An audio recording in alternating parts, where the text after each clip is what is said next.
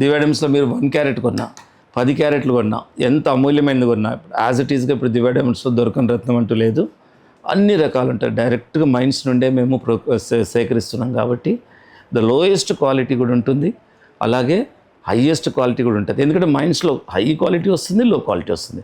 ఇక మేము ఇంకొక పాయింట్ ఇక్కడ దివ్యాడమ్స్ ప్రత్యేకత ఏంటంటే, జస్ట్ నామమాత్రం జాతిరత్నం అయితే సరిపోదు.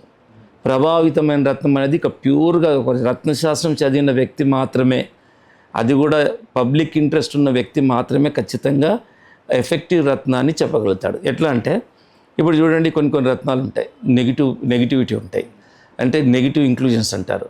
అలాంటి రత్నం అది పేరుకు జాతి రత్నమే, అది పెట్టుకుంటే ఎలాంటి ప్రభావం ఉండదు. సో ఇది ఏ దాంట్లో నెగిటివిటీ ఉంటుంది, ఏ దాంట్లో పాజిటివ్ ఇంక్లూజన్స్ ఉన్నది అనేదే ఒక పర్ఫెక్ట్గా, అది కూడా ఇండియన్ జెమాలజిస్ట్ మాత్రమే చెప్పగలుగుతాడు.